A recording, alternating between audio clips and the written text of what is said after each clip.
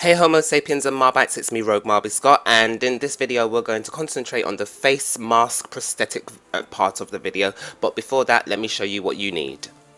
So you'll need some liquid latex, some flour, foundation or pigment of your choice, a brush, a disposable sponge and cotton buds, and also a bowl. So let's get to mixing. So first off, I'm going to put 60 mils of liquid latex into my bowl, and I'm giving you some measurements but they may change later on.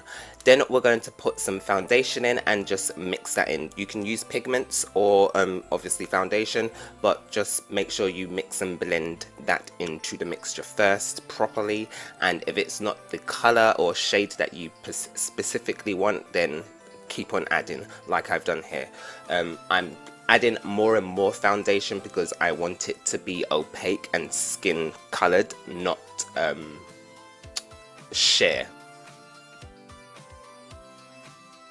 So I'm just going to add a little bit more liquid latex just because I felt the volume wasn't enough, and then I'm going to continue to mix that before I go on to using the flour. Bearing in mind, I do have the brush in the bowl, so I've put about 11 grams of flour into the bowl before I go on mixing. So yes, it does say 14 grams, but it's not exactly 14 grams. So I'm now just going to use the back of that brush, and I'm just going to mix and blend until I get a consistency that is kind of like gloop, sort of like pudding basically. And now it's time to apply it to our face. So I'm using a sponge first to apply it on, and you might be thinking, why am I using flour in the liquid latex? Well, I'm using the flour because I wanted texture and I didn't want the mask to look specifically as if it was natural skin. I wanted it to look a type of way where you could tell it was going to come off and aliens just have no clue about what human skin looks like. So I just kind of wanted that texture. So basically this is my first layer, and I'm drying it with a blow dryer, and then I'm going to go on with a second layer, and I actually do the layering process I think about 5 times, so it's really thick and very hard to rip because you don't want it to rip when you take it off of your face.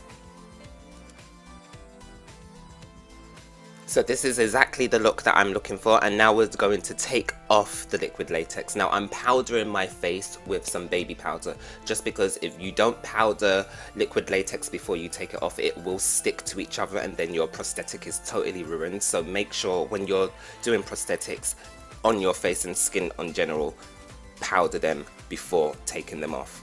I'm powdering underneath as well because the same applies. It will stick to itself if you do not do this.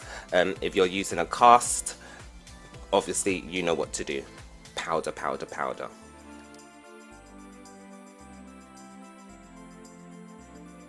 And here you have it, my face without using a face cast of my face basically. Now you can stop the video now, or you can continue watching to see me doing some detailing. So now I'm just doing my lips, and I'm just sketching out with a lip liner what kind of shades I want basically. And I went for a red shade because I just felt like red is kind of like a universal color when it comes to lipsticks. Everyone kind of knows red, and if aliens watched us in space, they'll probably see Marilyn Monroe or Aaliyah or whatever wearing red lipstick. Anyway, so I decided that I was gonna have red lipstick, and yeah, so I'm just using I'm just using lipsticks basically. I'm not using anything else, and I'm just blending it as if I'm doing it on a client or on my face. So when I was making this mask, I had to think of how I wanted it to open, and I decided that I wasn't going to use a zip because I've seen zip facial makeups before and that's a bit boring. So I decided to string it up as if it was like shoelaces. Now the first picture that you just saw was basically a test, and I didn't really like it. It didn't look interesting, so I decided, you know, maybe I could have the strings, you know, tied up in bows. Then I thought, should I use ribbons? But if I used ribbons, that would just be way too much and it just wouldn't come across the way that I wanted it.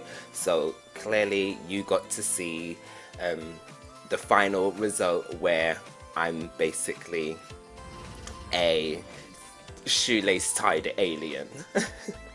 Thank you for watching, and I'll see you in the next video. Don't forget to subscribe.